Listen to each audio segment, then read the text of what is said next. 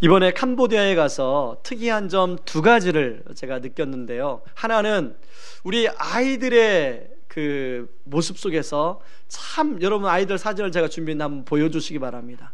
아이들 사진이 굉장히 그 눈이 이쁩니다. 제가 아이들 눈을 보면서 바꾸고 싶다.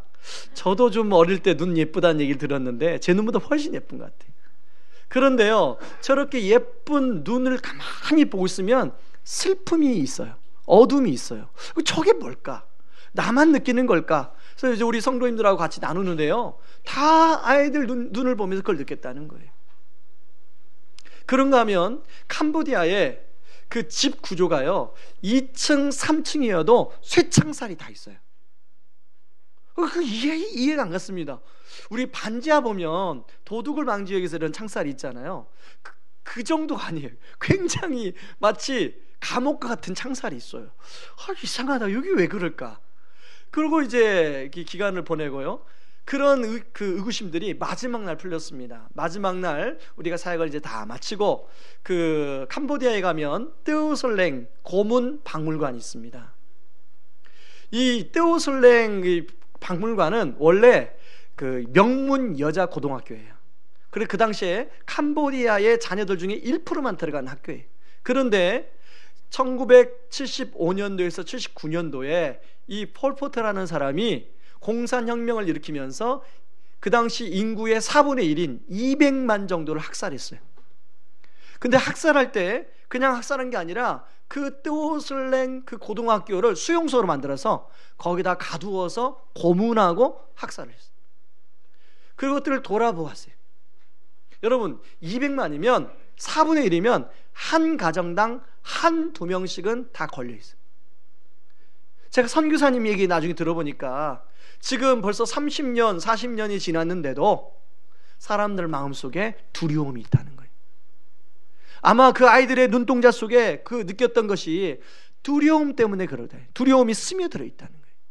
그리고 그 쇠창살은 그 두려움이 문화 속에 스며들어 건축 양식의 그런 쇠창살을 지금도 사람들이 두려워서 그렇게 짓는다는 거예요. 저는 뜨오설랭 박물관을 돌아보면서 얼마나 많은 어머니들이 피눈물을 흘렸을까? 얼마나 많은 가족들이 눈물바다가 되었을까? 그런 생각이 들었습니다. 오늘 본문에도요, 이런 눈물의 골짜기가 나오는데요, 6절에 보면 시인이 눈물 골짜기를 지나갈 때라고 나옵니다. 이스라엘 사람들은 1년에 3번, 6월절 그리고 초막절, 오순절에 예루살렘으로 성지순례 합니다. 거기 가서 제사를 드리고 예배를 드리고. 그런데 여리고성에서 예루살렘으로 가는 거리가 그 노선이 굉장히 길이 험하고 그리고 모래바람이 굉장히 세게 불어요. 그래서 눈물을 흘리지 않고는 거기를 통과할 수 없어서 사람들이 거기를 눈물나무 골짜기, 박하 골짜기, 눈물 골짜기라고 이렇게 불렀습니다. 근데 지금 시인은 지금 자기가 처해 있는 상황을 마치 눈물 골짜기에 순례하는 사람과 똑같다라고 비유하여 이야기하고 있습니다. 여러분, 이 시는 고라 자손이 지은 시다라고 나오는데요, 여러분, 고라 자손은 민수기 16장에 보면 모세와 아론의 권위에 도전해서 나도 직접 하나님 말씀할 수 있다라고 도전해서 하나님께 벌을 받습니다. 그래서 고라 자손이 모두 땅이 벌어져서 다 땅 아래 가라앉아 버려요. 그런데 그 중에 민수기 26장에 보면 몇 명의 아들들이 살아남아요. 아마 이 고라 자손은 바로 그런 사람들입니다. 여러분, 이스라엘은 신정국가입니다. 하나님께 벌을 받았다는 것은 이제 많은 사람으로 하여금 지탄의 대상, 멸시의 대상, 그리고 조롱의 대상이에요. 고라 자손은 그 당시에 성막 안에서 굉장히 중요한 보직 역할을 했습니다. 그런데 이 일로 인해서 아마 한직으로 물러나지 않았을까, 그렇게 많은 사람들이 생각합니다. 어떻든 어떤 상황인지 모르지만 오늘 이 시편 84편을 보면 시인은 뭔가 성막에서 성전에서 예배를 드리고 싶은데 지금 드릴 수가 없는 상황이에요. 2절을 보세요. 내가 여호와의 성전뜰을 애타게 그리워하다가 쓰러질 지경이 되었습니다. 여러분, 같은 고라의 자손의 시편이 또 42편이 있습니다. 42편에 보면 이런 눈물 골짜기의 상황을 좀 더 리얼하게 표현하고 있는데요, 42편 3절을 한번 보겠습니다. 42편 3절 같이 한번 읽겠습니다. 사람들이 종일 내게 하는 말이 내 하나님이 어디 있느뇨 하오니 내 눈물이 주야로 내 음식이 되었도다. 그리고 또 9절 10절을 같이 보겠습니다. 같이 읽습니다. 내 반석이신 하나님께 말하기를 어찌하여 나를 잊으셨나이까? 내가 어찌하여 원수의 압제로 말미암아 슬프게 다니나이까 하리로다. 내 뼈를 찌르는 칼같이 내 대적이 나를 비방하여 늘 내게 말하기를 내 하나님이 어디 있느냐 하노라. 여러분, 시인만 눈물 골짜기를 겪는 게 아니라 여러분, 오늘날 우리 현대를 살아가는 우리 눈물 골짜기 걸어갈 때가 있지 않습니까? 2년 전에 세월호로 사랑하는 자식들을 잃은 부모님들 아마 지금도 잠을 못 주무시고 계실 거예요. 어려운 경기로 인해서 하던 사업을 접는 분들이 요즘 계세요. 그리고 잘 다니던 직장에서 퇴직할 때가 아닌데 퇴직하시는 분들이 계세요. 그 가장들은 아마 지금 눈물 골짜기를 보내고 있을 거예요. 그런가 하면 M4 세대로 우리 젊은이들 취업을 하지 못해가지고 눈물 골짜기로 지금 그 시간을 보내는 젊은이들이 얼마나 많습니까? 여러분, 요즘에 이제 거의 대학 정시 발표가 끝납니다. 이곳저곳에서 합격했다는 얘기도 들어오고 또 말이 없는 데도 있어요. 그럼 말이 없는 것은 왜 그럴까요? 네. 여러분, 자, 대학을 합격하는 사람이 많을까요? 불합격하는 사람이 많을까요? 불합격하는 사람이 훨씬 많습니다. 여러분, 그 불합격하는 그 아이, 그 학생, 그리고 부모님은 지금 눈물 골짜기의 시간을 보낼 거예요. 오늘 84편에 보면요, 이런 눈물 골짜기를 시인이 보내는데 5절부터 7절을 보면 이런 눈물 골짜기에 반전이 일어나요. 우리 5절부터 7절까지 한번 한 목소리로 읽어보겠습니다. 같이 읽습니다. 시작. 주께 힘을 얻고 그 마음에 시온의 대로가 있는 자는 복이 있나이다. 그들이 눈물 골짜기로 지나갈 때에 그곳에 많은 샘이 있을 것이며 이른 비가 복을 채워주나이다. 그들은 힘을 얻고 더 나아가 시온에서 하나님 앞에 각기 나타나리이다. 여러분, 이 눈물 골짜기는 물이라고는 전혀 없는 골짜기. 그런데 시온의 대로가 열리니까 그 눈물 골짜기에 많은 곳에 샘이 나기 시작해요. 그리고 이때는 이른 비가 내릴 때가 아닌데 이른 비가 내리기 시작해요. 그러니까 여러분, 오래 사람이 걸으면 걸을수록 피곤합니까? 아니면 힘이 새롭게 솟아납니까? 저는 군대에 있을 때 한 종합적으로 걸어본 걸 키로수를 계산해 보니까 1500km 정도 걸었더라고요. 일빵빵 보병으로. 행군을 참 많이 했어요. 진짜 걸으면 걸을수록. 그래서 저는 몇 킬로를 걸으면 사람이 다운되는지, 몇 킬로를 걸으면 쓰러지는지 알아요. 특히 뒤에 학배에서 걸으면 진짜 고통스러워요. 그런데 오늘 시인이 그들은 힘을 얻고 더 얻어 나아가 시온에서 하나님을 배우리다라고 얘기하고 있어요. 걸으면 걸을수록 힘이 더 나는 거예요. 저는 이 시편 84편을 아주 오래전에 제 개인적으로 눈물의 골짜기를 보낼 때 이 시편 84편을 묵상한 적이 있습니다. 시편 84편을 묵상하면서 하나님, 어차피 이 눈물의 골짜기를 누구나 거쳐야 되는데 제가 지금 이 길을 걸어가야 된다면 5절부터 7절 같은 시온의 대로가 열려서 5절과 7절 같은 역사가 나타나게 하여 주옵소서. 그렇게 기도를 했어요. 저는요, 이 말씀을요 2주 전부터 준비했습니다. 그래서 단기 선교 가기 전에 이 말씀을 프린터를 해가지고 이제 가서 중간중간에 묵상하려고 이제 프린터를 해가서 묵상하는데, 묵상할 때마다 하나님 5절에서 7절의 역사가 우리 성도님들에게 나타나게 하여 주시옵소서. 하나님, 지금 눈물 골짜기를 거치고 있는 성도님들이 계시는데 시온의 대로가 열리게 하여 주옵소서. 그런 기도가 절로 나오더라고요. 그렇다면 여러분, 눈물 골짜기를 지날 때 어떻게 시온의 대로가 열릴 수 있을까요? 저는 두 가지 차원에서 생각해 보려고 하는데요. 첫 번째는 무엇을 갈망할 것인가에 달려 있습니다. 눈물 골짜기를 보통 사람들이 걸어가게 되면 대부분의 사람들이 이 눈물 골짜기를 빨리 벗어나려고 하는데 초점을 맞춥니다. 그래서 온갖 수단과 방법을 강구해서 눈물 골짜기를 벗어나려고 해요. 그러다 보니까 마음이 분주해져요. 그리고 그게 여러분 거쳐봤지만 여러분 수단과 방법을 구한다고 그게 쉽게 빠져나갑니까? 안 돼요. 시간이 지나면 지날수록 많이 사람이 다운이 되고 지쳐요.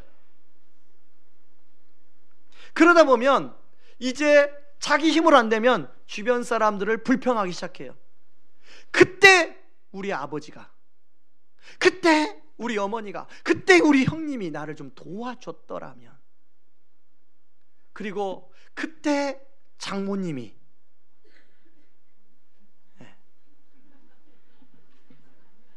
뭐 그렇게 생각을 해요. 그리고 그럴 때는 이게 같이 옆에 있는 사람과 함께 힘을 합해서 눈물 골짜기를 통과해야 되는데 힘을 합해야 될 옆에 있는 사람하고 갈등이 시작해요. 불평이 늘어나고요, 짜증이 늘어나고요, 원망이 늘어나고 사람 탓을 하고 주변 탓을 하기 시작합니다. 그리고 앞으로 일어날 일에 대한 불안과 두려움에 시달려요. 여러분, 시편 42편에 보면 이런 시인의 불안을 잘 묘사하고 있는데요, 5절과 11절 한번 보시기 바랍니다. 5절 전반부만 보겠습니다. 내 영혼아, 내가 어찌하여 낙심하며 어찌하여 내 속에서 불안해하는가. 11절에도 마찬가지예요. 내 영혼아, 내가 어찌하여 낙심하며 어찌하여 내 속에서 불안해하는가. 사실 우리는 이런 눈물 골짜기를 통과할 때 상반절까지만 이렇게 반응할 때가 많습니다. 어떠세요? 그렇지 않으십니까? 그러나 시인은요, 거기서 멈추지 않고 비록 눈물 골짜기지만 후반절 뭐라고 얘기합니까? 너는 하나님께 소망을 두라.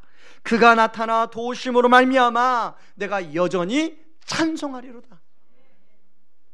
여러분, 우리가 상반절에 머무를 때가 많은데 상반절에 머무는 신앙에서 하반절로 나아가는 신앙 되기를 주님의 이름으로 축원합니다.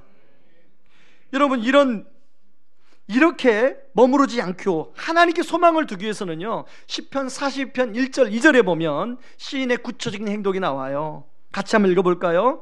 하나님이여 사슴이, 나오면 같이 읽어요. 시작. 하나님이여 사슴이 시냇물을 찾기에 갈급한 같이 내 영혼이 주를 찾기에 갈급하나이다. 내 영혼이 하나님 곧 살아계시는 하나님을 갈망하나니 내가 어느 때에 나아가서 하나님의 얼굴을 배울까. 누구를 갈망한다고요? 하나님을 갈망한다. 오늘 본문에 시편 84편에서는 이런 하나님을 갈망하는 시인의 모습이 구체적으로 그려지고 있는데 시편 84편 1절에서는 만군의 여호와여 주의 장막이 어찌 그리 사랑스러운지요. 2절은 내 영혼이 여호와의 궁정을 사모하여 쇠약하며 내 마음과 육체가 살아계시는 하나님께 부르짖나이다. 시인은 지금 하나님의 성막에서, 하나님의 성전에서 하나님의 임재를 경험했던 것을 추억하며 그때를 그리워하고 갈망하고 있어요.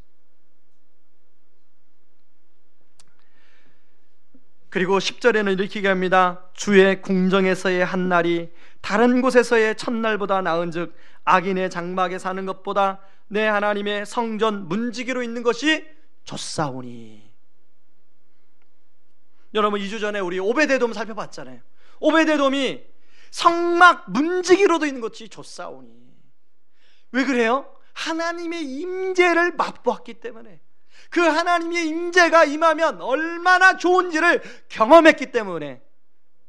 우리 옛날에 그런 광고 있었죠. 이 맛은 며느리도 모르고 아무도 몰라.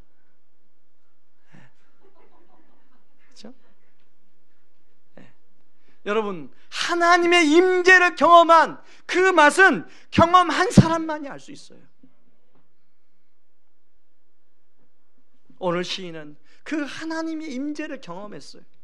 그래서 갈망한 거예요. 여러분, 저는 단기 선교 갈 때 보통 책을 한 권 내지 두 권 정도를 들고 가요.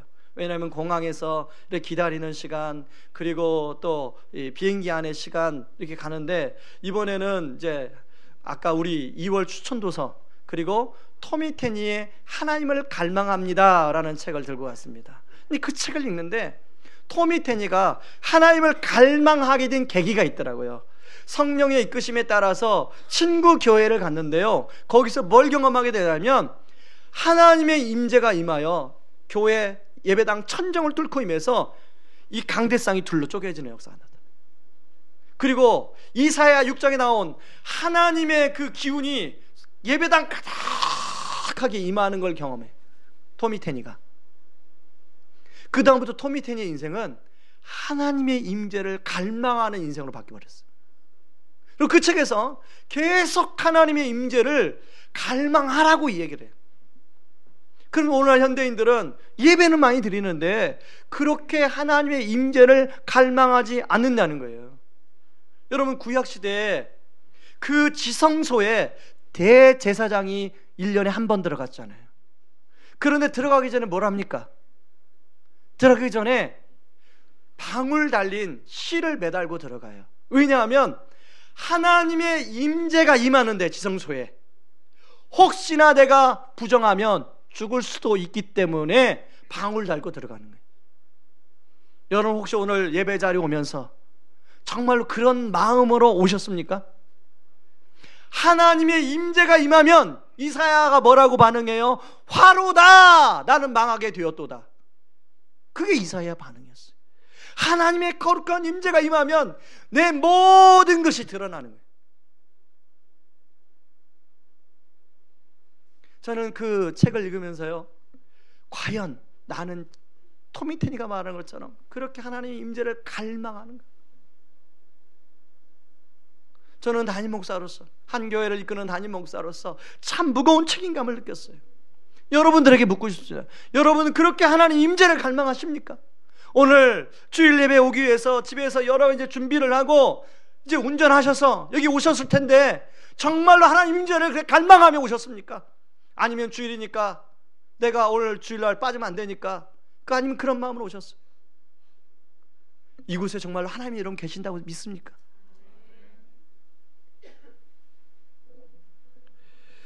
그런 차원에서 우리가 예배를 대하는 태도, 매주일 수요기도회, 새벽기도회, 그리고 큐티, 이걸 대하는 태도가 우리가 달라져야 돼. 하나님 임재를 갈망하면서 정말 하나님 이곳에 임재하여 주옵소서, 내가 하나님을 만나기를 원합니다, 하나님을 만나기를 갈망합니다, 그런 마음으로 하나님을 만날 때 하나님 우리를 만나 주실 줄 믿습니다. 저에게도요, 눈물의 골짜기 시간이 있었습니다. 여러분, 2005년도 말, 지난번에 우리 이찬수 목사님 오셔서 말씀을 전하셨는데, 여러분들이 이찬수 목사님을 직접 뵈니까 굉장히 인자하게 생기셨죠? 아니에요? 네, 굉장히 인자하세요, 실제로. 그런데요, 우리 교역자들을 그 당시에 훈련, 지금은 굉장히 여유로워지셨는데 그 당시에 2004년도 5년도는 우리를 혹독하게 훈련시켰어요. 2004년 2005년도 여름부터 교역자들이 모이면 매번 모일 때마다 뭐라고 말씀하셨냐면, 이 가운데는 올 연말까지 교회를 그만둬야 될 사람이 있다, 내가 말하기 전에 알아서 찾아와라. 그러면요, 다 끝나고 나면 우리끼리 모여서, 나 아니야? 나 맞을 거야, 나일 수도 있어. 그래도 한쪽에서는요, 에이 나는 아니겠지, 이러고 늘 끝났어요. 매주마다, 여러분 매주마다 그런 얘기를 들어보세요. 이게 얼마나 불안합니까? 그런데요, 그러고 아무도 안 찾아갔나 봐요. 연말이 되었습니다. 목사님이 저를 부르시더라고요. 너는 우리 교회랑 맞지 않다고 생각하니까 사임을 했으면 좋겠다. 제가 참 눈치가 없죠. 저를 보고 한 말인데. 그러면서 그 당시에 이제 그 다른 교회를 옮길 수 있는 여지가, 시간적 여지가 없었어요. 그래서 목사님이 저한테 1년의 시간을 더 주겠다. 사실은 그런데요, 말 포커스는 전반부의 포커스예요. 지금 사임했으면 좋겠다예요. 눈치 없으면 뭐 1년 시간 주겠다, 여기다 포커스를 두는데 그거 아닙니다. 그죠? 그 정도 눈치는 있어요. 저 하나님께 기도했어요. 하나님, 제가 45일을 아침 금식하면서 사모함으로, 갈망함으로 간 부임한 교회입니다. 목사님, 제가 이런 얘기를 들었는데 여기서 제가 사임하는 게 맞습니까? 마음 같은 사임하고 싶어요. 저희 집사람한테 말을 못해요.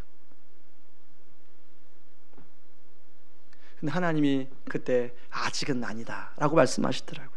그런 상황이다 보니까 2006년도가 시작이 돼서 이렇게 사역을 하는데 쟤들 앉아있는데 저는 가시방석이, 목사님이 저를 쳐다보면 고개를 돌리고,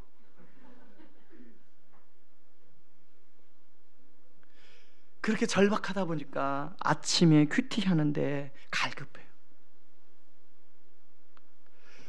그러니까 하나님이 그 새벽의 큐티를 통해서 하나님의 말씀으로 부어주시는데요, 처음에는 자신감도 없고, 처음에는 막 불안하고, 어떤 성도가 저를 이렇게 막 웃으며 쳐다봐도 저분이 혹시 나한테 목사님한테 이메일을 보내서 고발하신 분 아닌가? 막 이런 생각이 들고, 대인기피증 같은 게 시달렸던 것 같아요, 제가. 그런데요, 말씀이 부어지니까, 은혜가 부어지니까 그런 두려움이 물러가기 시작해요. 비록 이찬수 목사님은 나를 사임하라고 했지만 나를 이곳에 보내신 분은 하나님이시잖아. 하나님이 말씀을 매일매일 공급해 주니까 기쁨이 회복이 돼요. 감사가 회복이 돼요. 여러분, 제가 우리 제자 훈련 받으시면 아시겠지만 제가 늘 기도 노트를 씁니다. 작년에도 감사 노트를 써요. 하루에 적어도 3개 이상은 감사를 쓰려고 해요. 여러분, 하루에 감사를 3개 쓰면 1년이면 몇 개일까요? 한 달이면 몇 개예요? 1년은 너무 복잡하니까 계산이 안 되죠. 한 달 약 100개, 1년이면 1200개 혹은 1300개. 2006년부터 쓰기 시작했어요. 하나님의 은혜가 부어지면서부터 제가 쓰기 시작했어요. 여러분, 지금까지 몇 개를 썼을까요? 감사 노트에? 자, 1년 단위 1년에 한 1200개, 1300개 썼다고 하면 지금 2016년입니다. 10년 했어요. 10년. 그럼 몇 개예요? 13,000개 혹은 12,000개. 제 인생이 어떻게 됐을까요? 감사로 흘러넘치는 삶. 하나님의 은혜가 부어지니까 자연스럽게 성령님의 사역 가운데 성령님이 은혜를 주세요. 그러니까 사역의 열매가 나타나기 시작하는 거예요. 성도들이 알게 되고요, 주변의 교역자들이 알게 되고, 나중에는 어떻게 해서 목사님의 귀에까지 들어가게 돼요. 2016년도 5월 달에 저를 부르시더라고요. 내가 2015년도 말에 너한테 했던 말 취소다. 다시 한번 너한테 기회를 줄 테니까 열심히 사역을 해봐라. 하나님께서 2006년도, 2007년도, 8년도, 9년도를 거치면서 은혜를 많이 주셨어요. 그런데요, 제가 가장 목사님에게 낮게 평가를 받았던 게 설교입니다. 설교. 이러면 사역 중에 보면 제자훈련 사역도 있고, 또 이렇게 목양 사역도 있고, 그리고 설교 사역도 있고, 부서 사역도 있고, 이렇게 크게 사역의 테두리를 4개로 나누는데, 그 중에서 목회자로서의 사역의 꽃은 설교예요. 근데 그 설교에서 가장 낮은 평가를 받았어요. 그러다 보니까 2007년까지 저를 설교를 안 시켰어요. 근데 참 눈치 없는 교구 성도님이에요. 목사님, 저교구 목사님은 설교하는데 왜 목사님은 설교 안 하세요?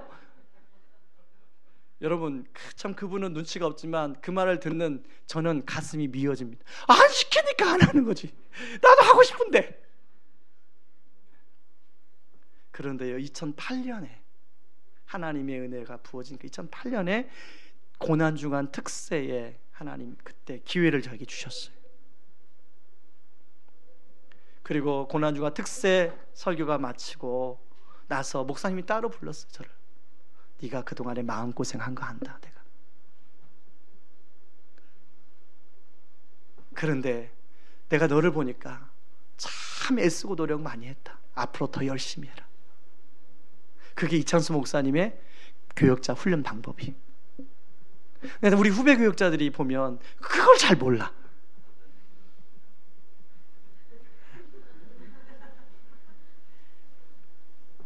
사실 그런 은혜 때문에 제가 교회 개척까지 할 수 있었습니다. 여러분, 제가 말씀드린 게 포커스가 뭐예요? 그런 눈물 골짜기의 시간을 보낼 때 제가 큐티를 통하여 하나님의 임재를 갈망했어요. 왜냐하면 그렇지 않으면 제가 안 되니까. 하나님, 저를 좀 만나 주십시오. 갈망했더니 하나님이 만나 주시는 거예요. 하나님이 만나 주셨더니 눈물 골짜기가 어떻게 됐어요? 기쁨의 골짜기, 감사의 골짜기, 은혜의 골짜기로 변하지 않았습니까? 여러분, 혹시 지금 눈물 골짜기를 보내고 있는 분이 계시나요? 여러분, 죽기 아니면 살기잖아요. 하나님께 나오세요. 하나님 임재를 갈망하세요. 예배를 통하여 갈망하시고, 새벽 기도를 통하여 갈망하시고, 수요 기도를 통하여 갈망하시고, 큐티를 통해서 갈망하세요. 여러분, 큐티 학교 괜히 하는 거 아니에요. 제가 받은 은혜를 여러분에게도 경험해드리고 싶어서 그렇게 주일 오후에 여러분이 일찍 돌아가는 거 알아요. 좋아하는 거. 그렇지만 큐티 학교를 하는 거예요. 예레미야, 여러분 말씀이에요. 29장 13절 말씀 우리 같이 한번 읽어보겠습니다. 같이 읽습니다. 시작. 너희가 온 마음으로 나를 구하면 나를 찾을 것이요 나를 만나리라. 다시 한번 읽습니다. 너희가 온 마음으로 나를 구하면 나를 찾을 것이요 나를 만나리라. 여러분, 아직 하나님 임재를 못 만났다면 여러분이 온 마음으로 하나님을 찾지 않은 거예요. 여러분, 회사 일도 대충 하면요 인사고과 못 받아요. 여러분, 회사 일도 목숨 걸고 해야만이 승진할 수 있어요. 근데 하물며 천지를 만드신 하나님 앞에 예배를 드리는데 온 마음을 들여서 구하지 않으면 하나님 안 만나줘요. 그러나 거꾸로 온 마음을 들여 하나님을 구하면 하나님이 만나주시는 은혜가 있는 줄 믿습니다. 여러분, 하나님이 임재가 우리 인생에 임하면 눈물 골짜기가 어떻게 바뀌어요? 감사의 골짜기, 기쁨의 골짜기, 찬양의 골짜기로 바뀌는 줄 믿습니다. 여러분의 시온의 대로가 그렇게 열리기를 바랍니다. 그런가 하면요, 두 번째, 눈물 골짜기 지날 때 어떻게 시온의 대로가 열릴 수 있습니까? 누구를 의지할 것인가에 달려 있어요. 여러분, 눈물 골짜기를 보통 보내다 보면 많은 사람들이 나를 도와줄 사람을 찾아요. 저 역시도 그랬던 적이 많아요. 기도하면서도요, 누군가의 마음을 움직여 주셔서 하나님 이렇게 해주세요, 그렇게 기도할 때가 많아요. 그런데 제가 기도해본 100% 결과에 의하면 그렇게 기도했던 누군가를 통해서 역사한 적이 한 번도 없어요. 대신 하나님은 전혀 생각지도 못했던 사람을 통하여 일하시고 역사하실 때가 많았습니다. 왜 그럴까요? 하나님은 자기가 사랑하는 사람이 사람 의지하는 거 원치 않으세요. 누구만을 의지하기를 원해요? 주님만을 의지하기를 원해요. 여러분, 시편 146편 3절 4절을 같이 한번 보겠습니다. 같이 읽습니다. 시작. 귀인들을 의지하지 말며 도울 힘이 없는 인생도 의지하지 말지니 그의 호흡이 끊어지면 흙으로 돌아가서 그날에 그의 생각이 소멸하리로다. 5절 같이 읽습니다. 야곱의 하나님을 자기의 도움으로 삼으며 여호와 자기 하나님에게 자기의 소망을 두는 자는 복이 있도다. 여러분, 도울 힘이 없는 인생 의지하면 아무것도 안 되지만 여호와 하나님을 자기 하나님으로 삼는 사람, 그 사람들이 어떤 은혜가 임해요? 복이, 하나님 주시는 복이 임하는 은혜가 임하는 줄 믿습니다.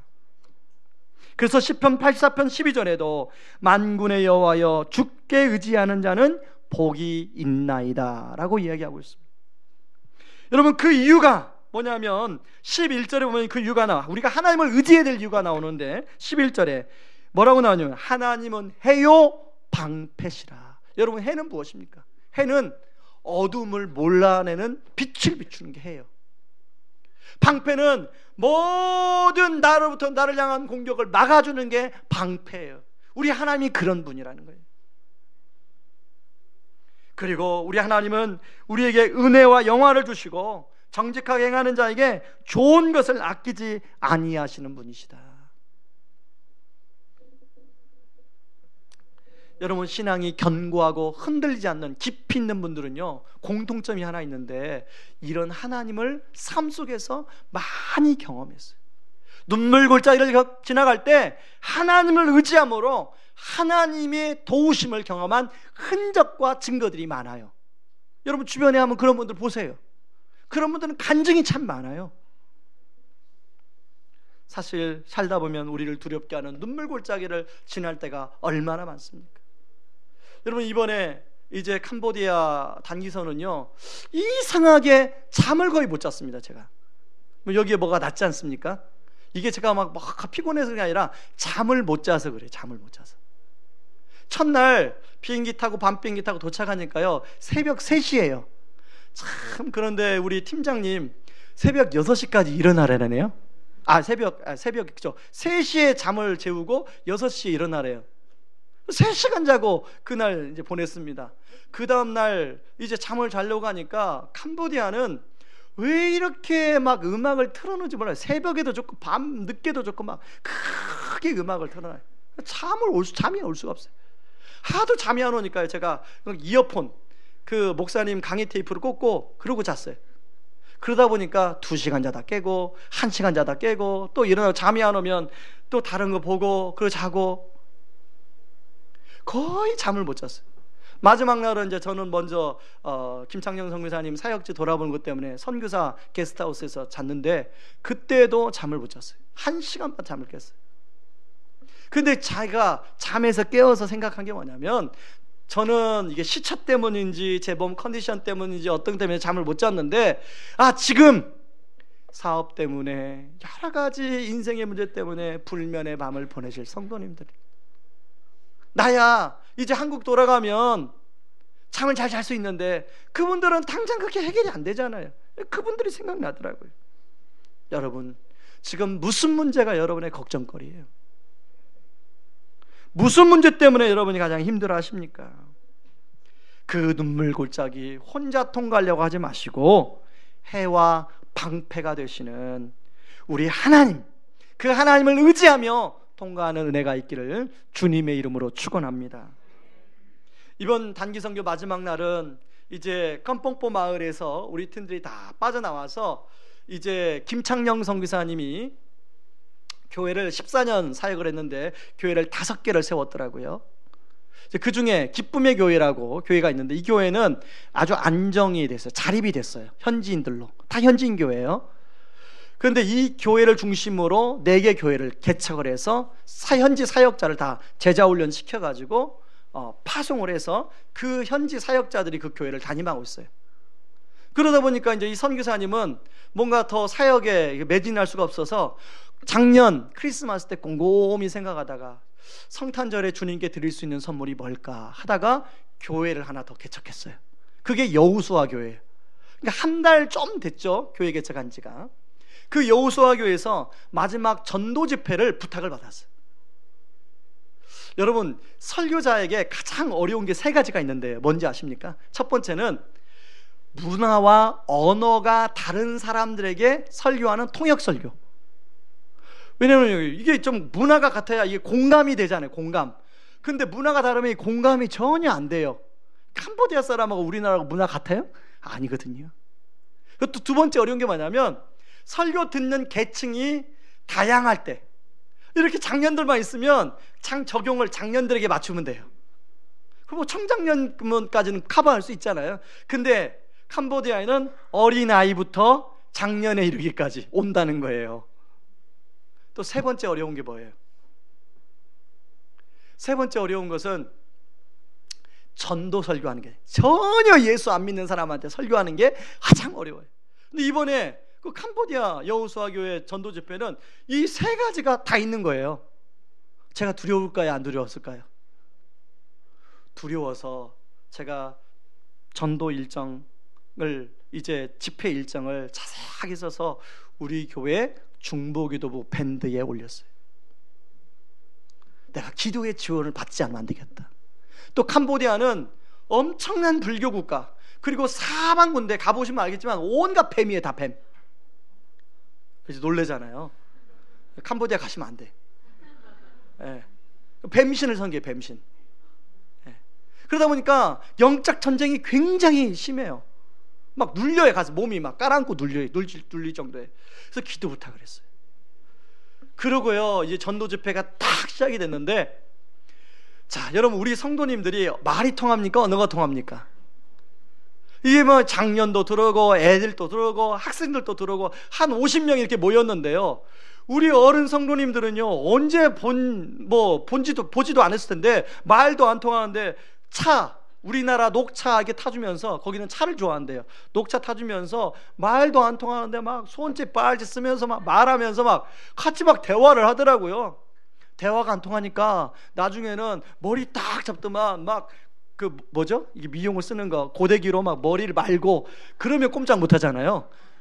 머리 한번 말면 여자들은 꼼짝 못 하더라고요.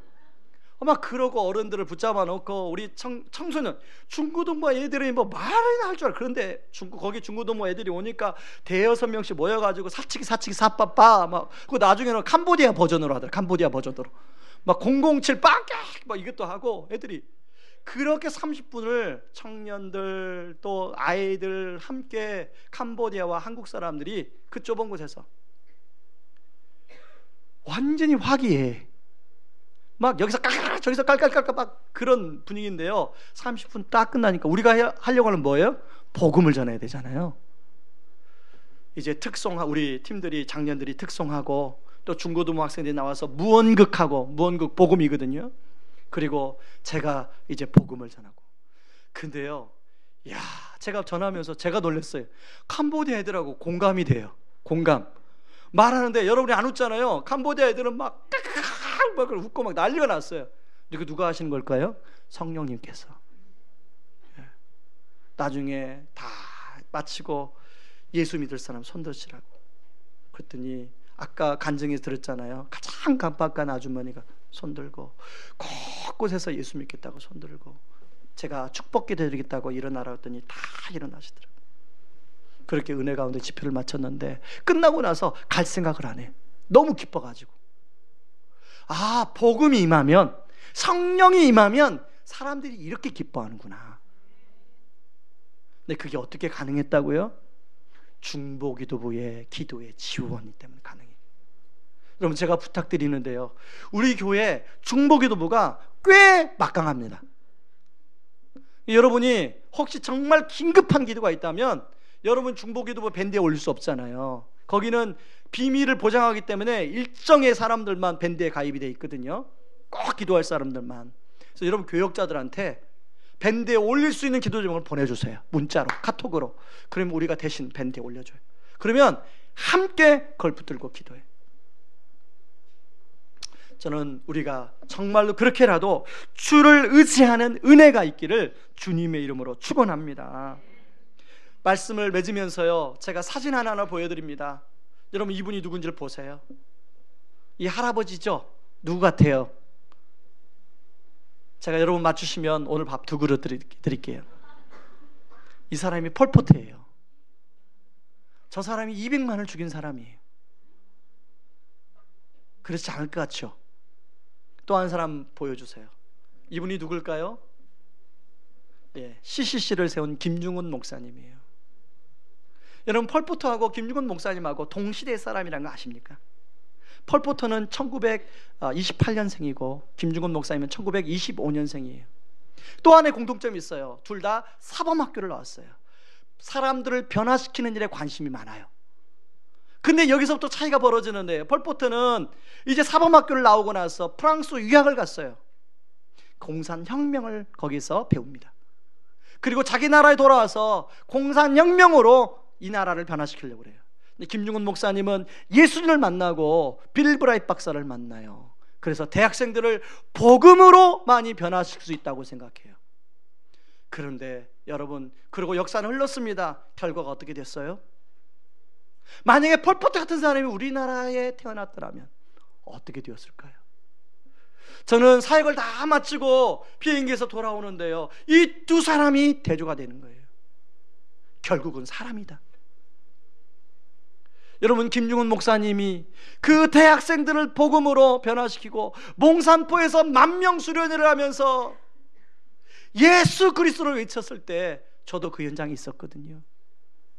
우리 캄보디아의 김창영 선교사님, 박성희 선교사님도 그 현장에 있었어요. 그리고 지금도 많은 김중훈 목사님한테 영향받은 사람들이 세계 곳곳에서 복음 들고 선교사로, 또 전문인 선교사로, 또 직장 속에서 지금 우리 한국을 이끌어가고 있어요. 김중훈 목사님 돌아가셨습니다. 누가 이제 그 역할을 감당해야 될까요? 여러분, 우리 다음 세대는 어떻게 책임져야 될까요? 우리가, 저와 여러분들이 김중훈 목사님 같은 역할을 대신해야 되지 않을까요? 여러분, 복음만이 소망이에요. 캄보디아 땅에 이번에 선교 갔다 오면서 결론, 복음이 유일한 소망이다. 예수 그리스도가 유일한 소망이에요. 여러분, 우리 교회가 예수 그리스도를 유일한 소망으로 붙들며 그렇게 하나님 나라를 이루어가는 교회 성도님들 되기를 주님의 이름으로 축원합니다. 우리 시간에 같이 찬양하고 기도하길 원하는데요, 내게 허락하신 시련을 통해 같이 찬양하며 나아가겠습니다.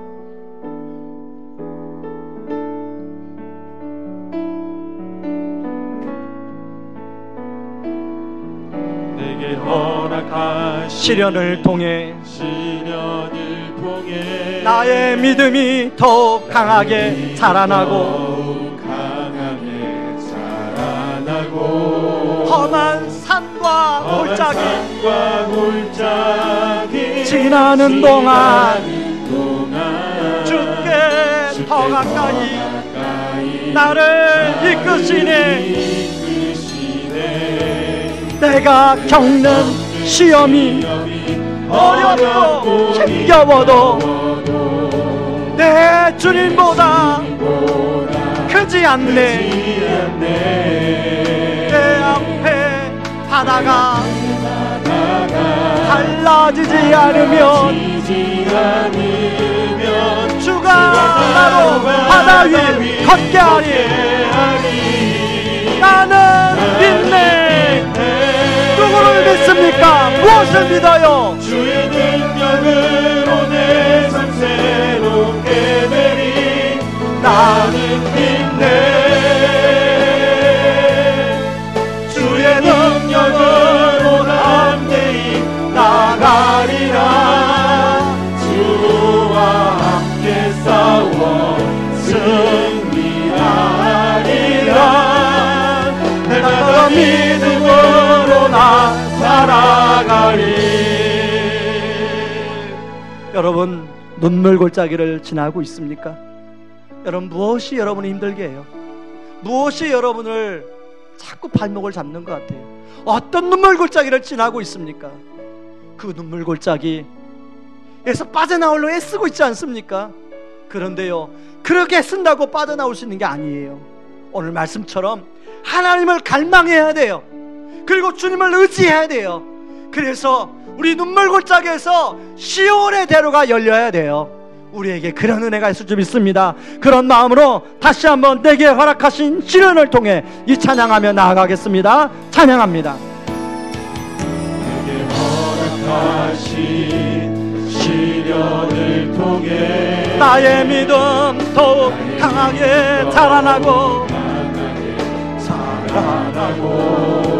험한 산과 골짜기 지나는 동안 주께 더 가까이 나를 이끄시네. 내가 겪는 시험이 어렵고 힘겨워도 내 주님보다 크지 않네. 내 앞에 바다가 달라지지 않으면 주가 나로 하나님 걷게 하리. 우리가 누굴 믿습니까? 무엇을 믿어요? 주의 능력으로 내 삶 새롭게 되리. 나는 믿네. 주의 능력으로 담대히 나가리라. 주와 함께 싸워 승리하리라. 내가 믿음으로 나 아무도 나는 믿네. 나는 믿네. 주의 능력으로 담대히 나가리라. 나는 믿네. 주의 능력으로 담대히 나가리라. 주와 함께 싸워 승리하리라. 내가 믿음으로 나 살아가리. 우리 이 시간에 참 기도하길 원합니다. 이 시간에 기도할 때 하나님, 내가 눈물 골짜기 한가운데서 주님을 갈망하기를 원합니다. 예배를 통하여, 기도회를 통하여, 귀띠를 통하여, 새벽 예배를 통하여 주님을 갈망하기를 원합니다. 하나님을 갈망하기를 원합니다. 내가 사람을 의지하는 것이 아니라 주님을 더욱 의지하기를 원합니다. 주여 나를 붙들어 주시옵소서. 눈물 골짜기에서 시온의 대로가 열리게 하여 주시옵소서. 우리 같이 한번 기도하며 나가겠습니다. 기도합니다. 고마우신 하나님 아버지, 고맙고 감사합니다. 아버지 하나님, 우리 성령님들은 눈물 골짜기를 보낸 분들이 많이 있습니다.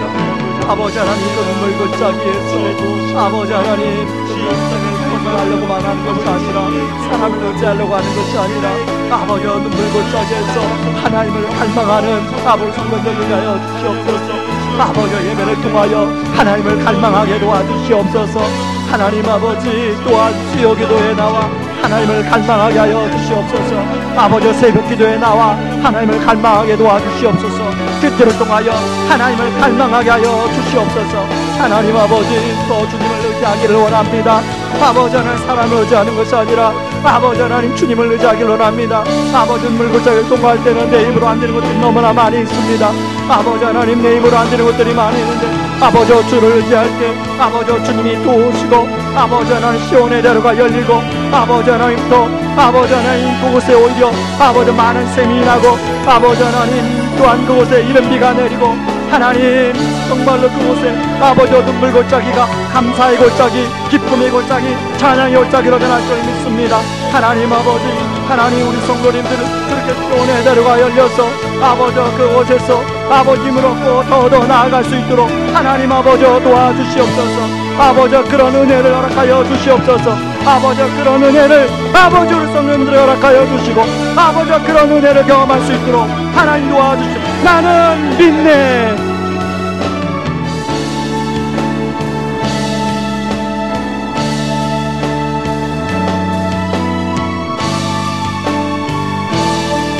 나는 믿네. 같이 찬양합니다. 주의 능력으로 내 삶 새롭게 되리. 나는 믿네. 주의 능력으로 담대히 나가리라. 주와 함께 싸워 승리하리라. 날마다 믿음으로 난 살아가리. 주의 보혈 능력이 있도다. 보혈 능력이 있도다. 주의 피 믿음으로 주의 보혈 그 어린 양의 매우기 주의 피 주에서 자유를 얻게 하면 우리 일어나서 찬양합니다. 자유를 얻게 함은 보혈의 능력 주의 보혈